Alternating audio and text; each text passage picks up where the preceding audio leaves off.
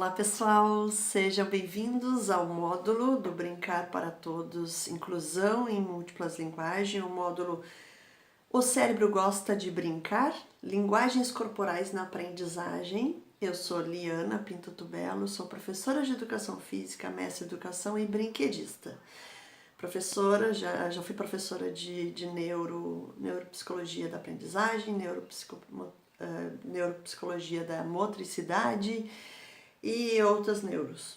Então, tenho já uma vasta experiência no campo da neuropsicologia, da neurologia, dei aula também de anatomia. Então, quero trazer para vocês um pouquinho da minha experiência, dos meus estudos acerca do brincar enquanto fenômeno de aprendizagem humana. Então, aqui eu vou trabalhar com vocês com minha réplica de um cérebro humano. Nós temos aqui então a testa e aqui a nuca. Essa seria a posição para vocês compreenderem o cérebro. Então, o cérebro da criança, ele é um cérebro exuberante, a gente fala em termos de sinapses, né? Ele tem uma quantidade excessiva de sinapses, por isso ele também sofre podas neurais frequentes, para que seja substituído por novas redes, né, que estão em formação. A criança tem pouca mielinização quando nasce, e essa rede de mielinização, ela só se completa aos 40 anos de idade, que é quando a gente diz que a gente já está com juízo, né? Então, a mielinização é quando os neurônios recebem bainha de mielina, o que melhora o desempenho deles e vai nos tornando com um conhecimento mais eficiente, uma memória mais permanente, né?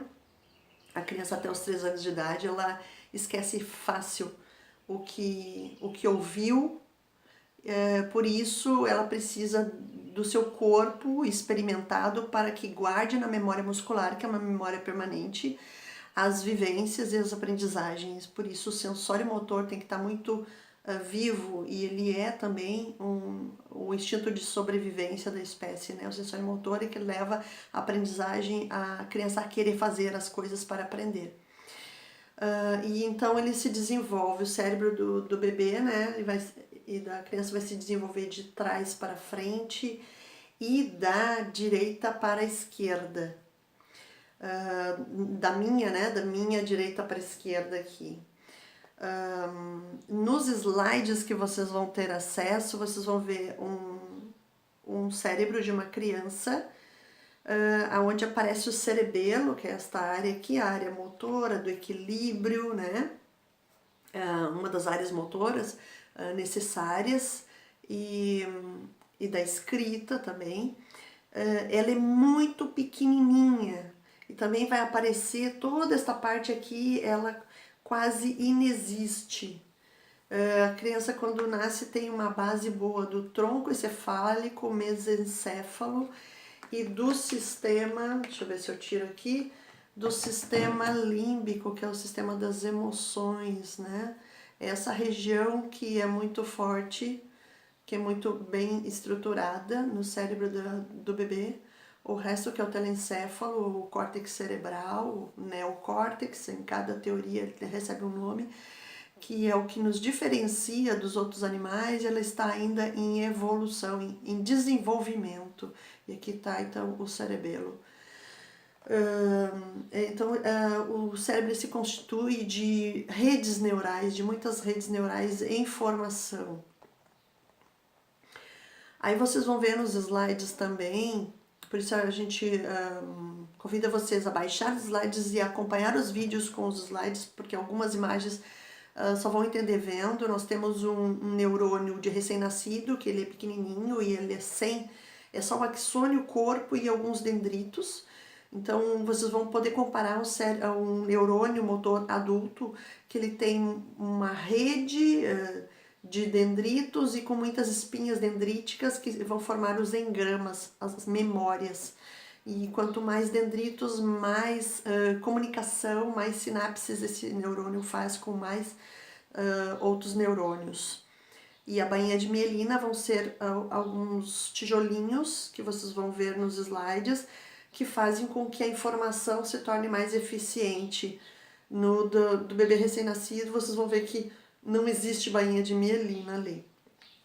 E eu trago também uma imagem algumas imagens de crianças, por exemplo, uma criança sem os braços, deficiente física, e que desde pequena ela precisa receber oportunidades para autonomia, para independência. Ele precisa ser estimulado por exemplo, comer, e aí ela vai comer usando os seus pés como mãos.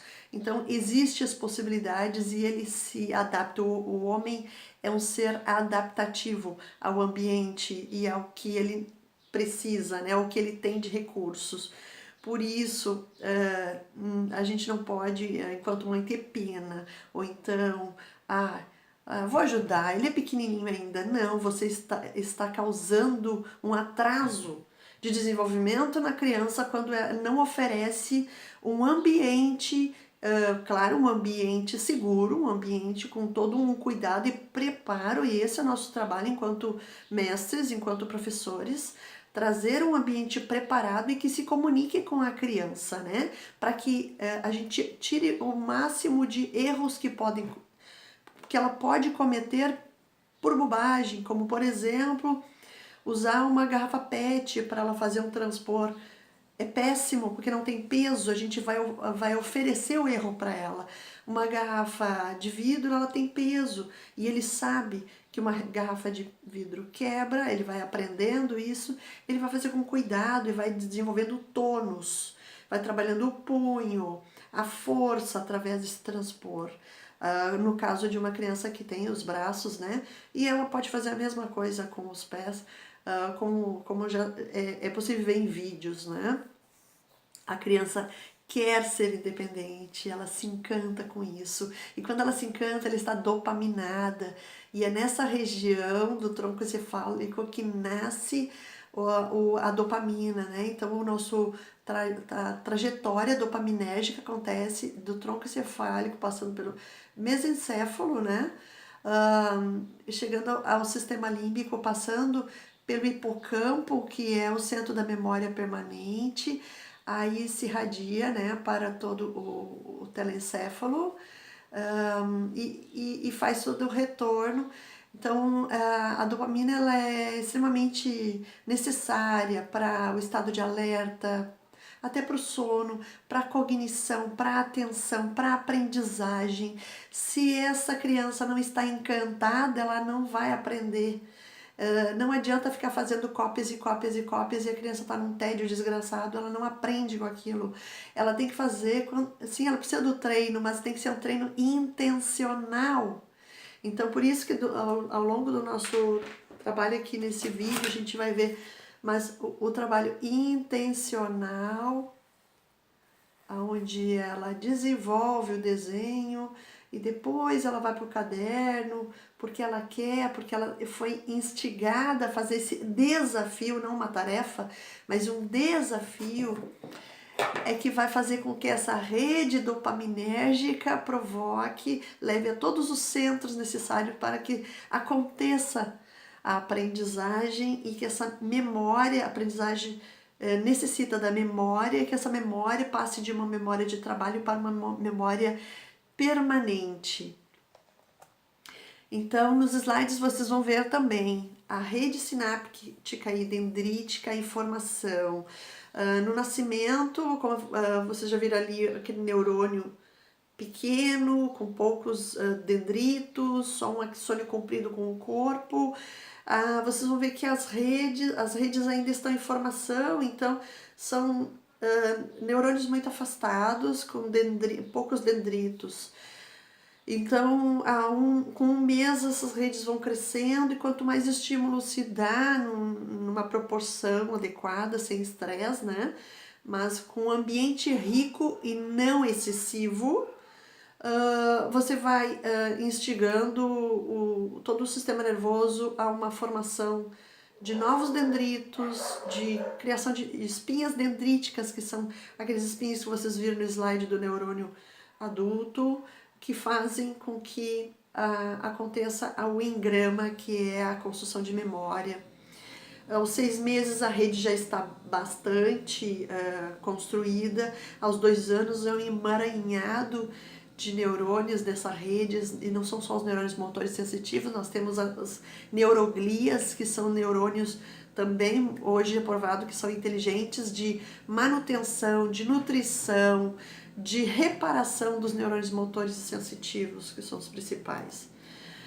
Os princípios alfabetizadores, eles têm muito a ver com o processo do brincar, porque a criança, até os 2 anos de idade, ela procura o macro, ela aprende do macro, e depois ela vai indo para os objetos menores, as coisas menores, para o micro, né?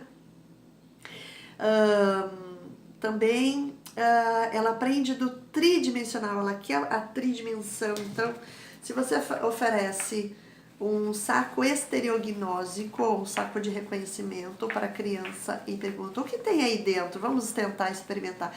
Ela está vendo o peso, ela até cheira para saber se tem cheiro, porque o olfativo provoca uma memória permanente, né? Então, o bulbo olfativo ele vai direto ao hipocampo, no cérebro, no nosso cérebro. Deixa eu ver se eu mostro aqui. Deixa eu ver se tem neste. Ele vem daqui para o hipocampo. Aqui está ele em amarelo, né?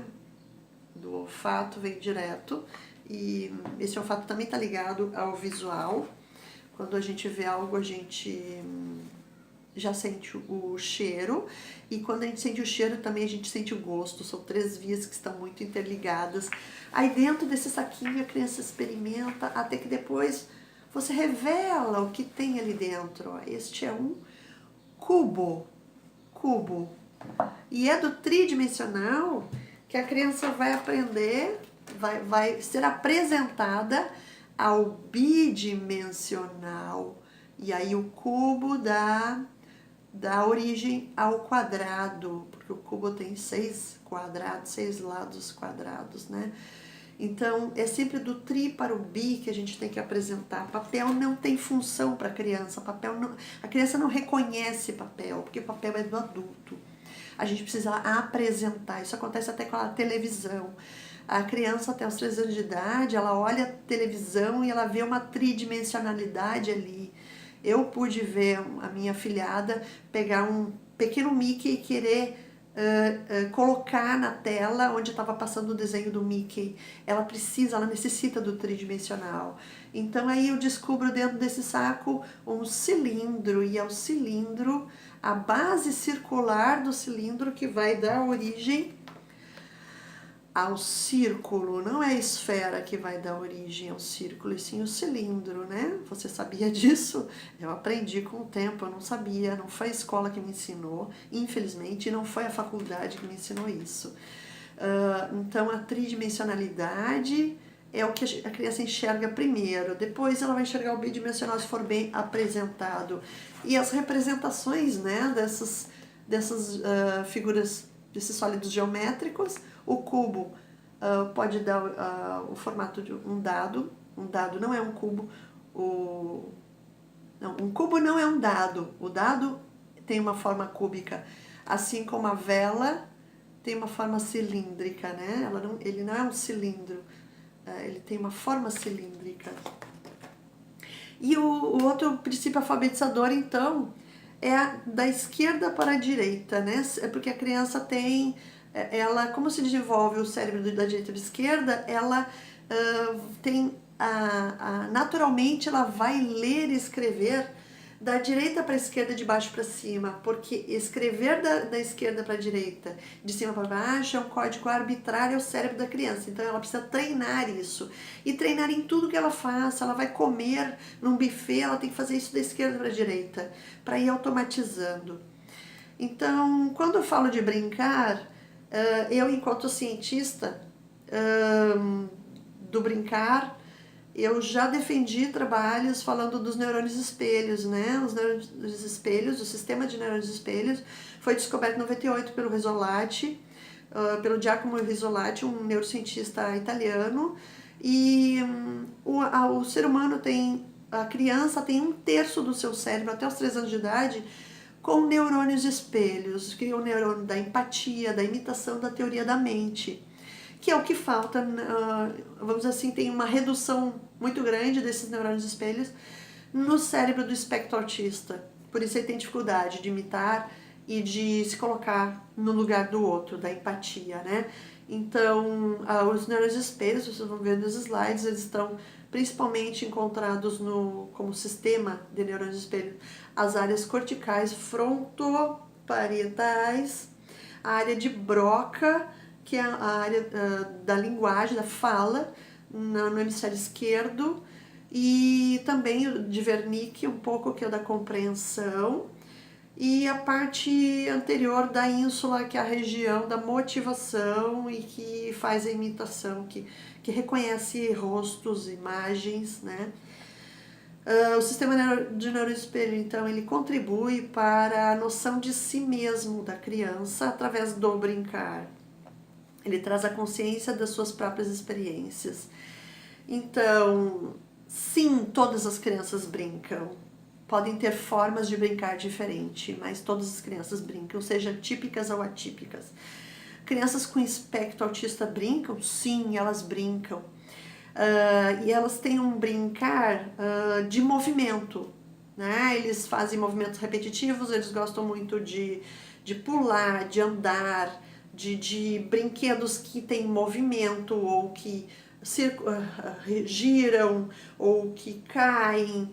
Então, por causa das suas estereotipias. E eles têm que ser convidados a fazer o brincar simbólico, para que façam uma imersão no universo social, um desenvolvimento de linguagem e cognição, para que tenha apropriação de regras sociais, para experimentar possibilidades motoras e interagir com os seus iguais ou com os adultos e fazer acontecer a expressão afetiva, né? Então, o cérebro do autista, ele vê imagens, né? Ele tem uma facilidade de imagens, então é bom ter fichas que façam o pareamento e usar sorrir, fazer o sorrir e sentir a musculatura do sorrir. Ele tem que olhar no espelho como é sorrir, para aprender que aquilo é alegre, é sorrir, é feliz, né? Tem que apresentar para eles as expressões.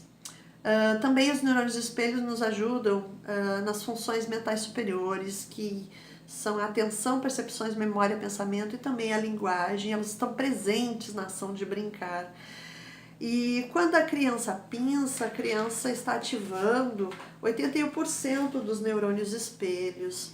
Então, quando eu tenho, por exemplo, esse quebra-cabeça, que são partes da maçã, e a criança está pensando e transpondo para um plano bidimensional aqui, da esquerda para a direita, ela está ativando 81% dos seus neurônios da empatia, da imitação, da teoria da mente. Então ela precisa muito desse também, né, habilitar esses dedos para a escrita através de pegar com 3 dedos e pinça. Então, a construção dos engramas das memórias acontece pelo tônus, pela memória muscular, pelo sensorial da pele, pelo movimento do tônus. Então eu trago algumas atividades de movimento que pode ser feita com crianças atípicas. Nos slides eu vou trazer também material para pais e professores, algumas dicas para trabalhar com espectro autista, algumas dicas para trabalhar com desenvolvimento, aliás, com deficientes múltiplos e também com crianças surdas, trago como material de apoio pedagógico. Então, vocês vão ter o esquema do engrama, que é a construção de memórias permanentes, aquela parte do músculo para a medula, passa pelo tronco cerebral, cadê meu cérebro? Então, veio da medula, do músculo, passa pelo tronco cerebral, vai aos gânglios da base, ao cerebelo, chega ao tálamo, ao córtex sensório-motor que está lá em cima, e volta e faz a ação, e aí está empreendendo, né, a memória permanente, tanto na criança como adultos, todos aprendem, né. Existem 3 tipos de gnosias importantes para a aprendizagem que estão presentes no brincar, que são as estereognosias, e aqui eu vou trazer uma letra para entender que a percepção tátil da letra é importante e a criança ver, olhar para o I sendo feito, e ele pode falar I, I, I, com 2 dedos, com o indicador e o médio, né? Para depois pensar em colocar no papel. Então ele está tendo 3 vias de aprendizagem: o tátil, o visual e o auditivo. Então, estereognosia é a habilidade de reconhecer através da sensibilidade tátil, contornando a forma dos objetos, das pressões, da sensibilidade, né? De sentir, como eu vi ali, o peso do cilindro. Eu senti o peso, eu senti que ele é duro. Então, eu não vou esquecer dessa experiência, né? É uma experiência, uma percepção, gnosia quer dizer percepção, que é muscular, tendinosa e articular. Ela provoca um refinamento na habilidade, provoca uma mneme, que é uma memória inconsciente, por isso ela é uma memória permanente e remota. O cérebro, olhando o desenvolvimento e a atividade de um cérebro de cegos e de pessoas que veem, videntes, a gente vê que o cego ele tem mais atividade no seu cérebro em diferentes áreas, sentindo do que o vidente vendo. Então, se o vidente, se a pessoa que vê também aprende pelo toque, pelo tátil, ele está ativando maiores áreas do seu cérebro e vai aprender melhor e mais permanentemente. Esse assunto o Valdinei vai trabalhar no módulo dele com riqueza. Então, a preparação estereognósica da mão perpassa pela pele, pela pressão nos dedos, que são os mecanorreceptores do indicador e do médio. Ele estimula corpúsculos de Pacini, de Meissner, as terminações de Ruffini. Os próprios receptores pela pressão sinalizam a posição da parte do corpo, também os fusos musculares, o controle do músculo. E esse estímulo tátil, ele aciona várias regiões do córtex visual, pelo desenvolvimento da acuidade tátil e plasticidade transmodal, que Robert Lent traz muito bem, porque essas áreas sensitivas, elas se comunicam na criança. É o que hoje provoca, né, a sinestesia. Muitas crianças, elas sentem o cheiro de uma cor, ou quando vem um número, eles veem uma cor, porque existe essa plasticidade transmodal, essa conexão entre os sentidos. A barognosia é a percepção do peso, né? Então, a criança precisa do peso para aprender. A topognosia é a percepção do comprimento do longo e do curto. Ela precisa empreender na sua mneme inconsciente para fazer as comparações e combinar grandezas. Isso é a construção do número. Então, a memória muscular é a mais tenaz na criança e também a mais pronta, porque ela não reconhece a letra com o olhar. Se ela não reconhecer a letra com o olhar, ela reconhece tocando.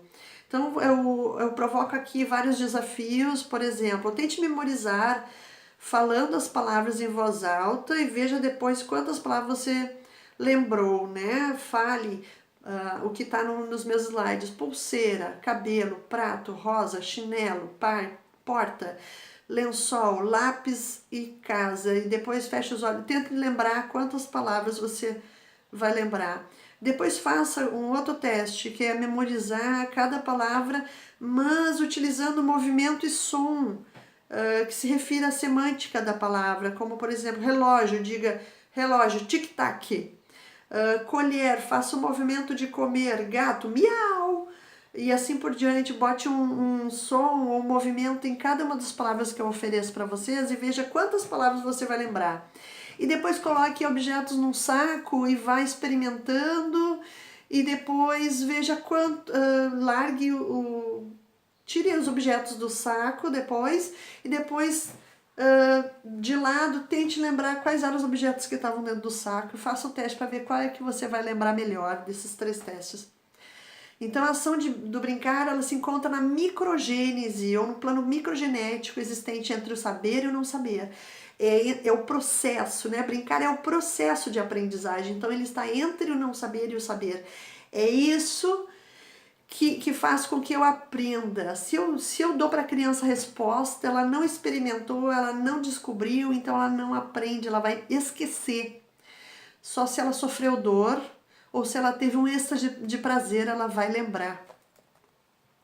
O desenvolvimento e a transformação dos indivíduos acontece ao longo de toda a vida e é resultado da interação desses 4 planos genéticos que são, segundo Vygotsky, o plano filogenético, o ontogenético, o sociogenético e o microgenético. Aqui eu trouxe, claro, o microgenético para falar que está presente no brincar.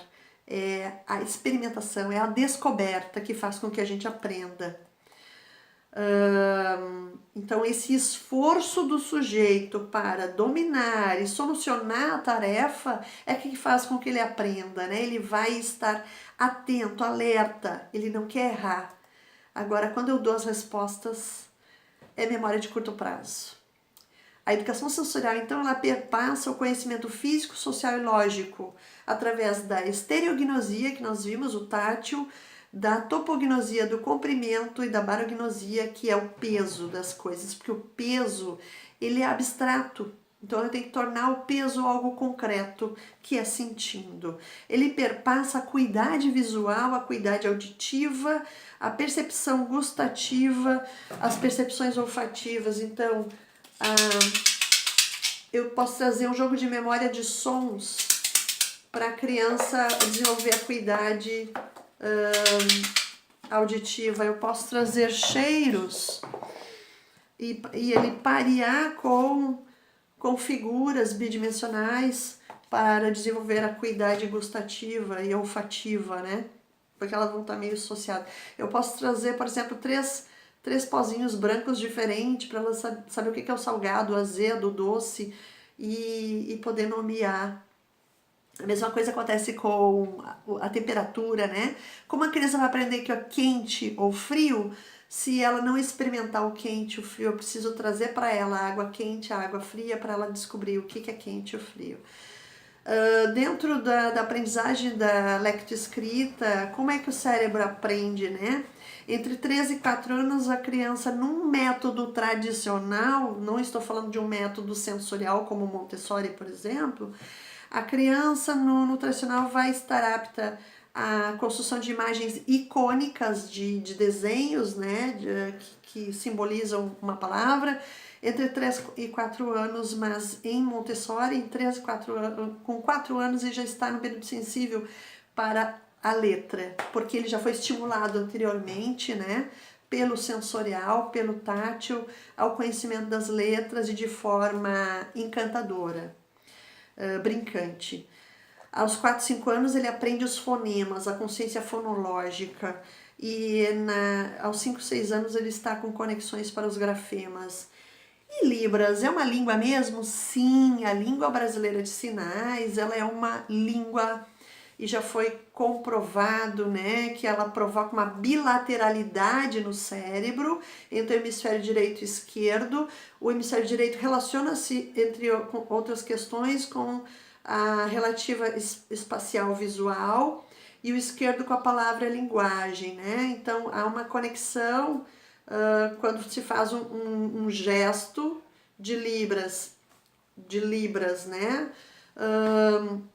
O predomínio do lado esquerdo em relação ao direito está presente na língua de sinais, por isso ele assim como acontece no verbal, por isso ele é uma língua, porque há uma grande atividade do hemisfério esquerdo.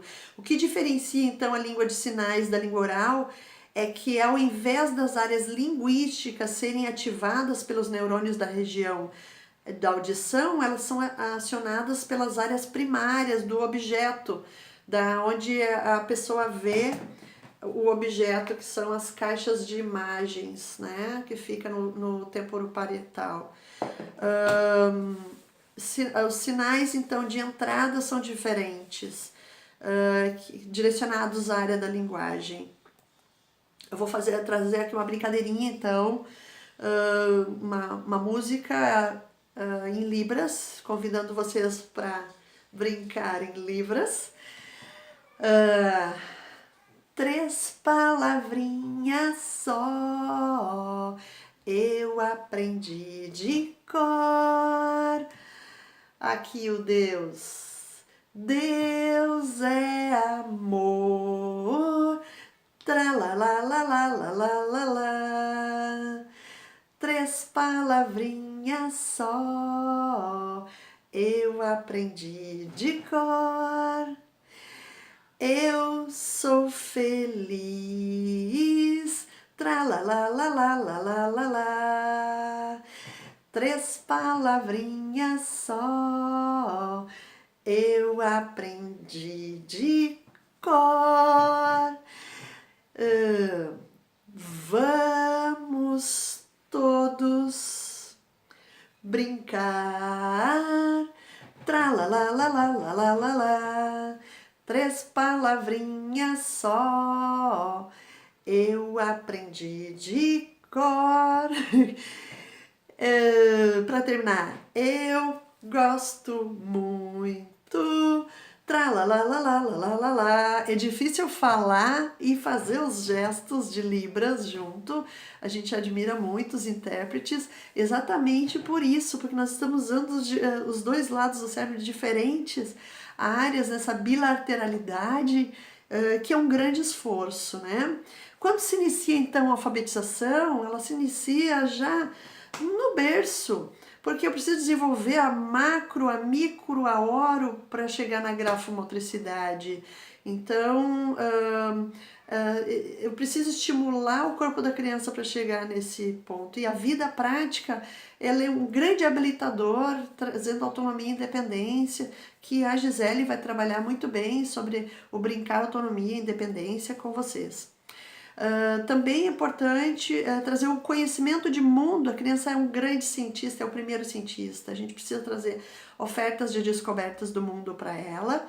E as linguagens estão presentes em tudo isso. Tudo tem que ser dito a palavra, não, vamos mamar, vamos papar, não, vamos tomar a mamadeira, vamos comer a comida. Ela quer a linguagem correta, ela não quer apelidos. E eu trago também, então, um esquema entre uma tríade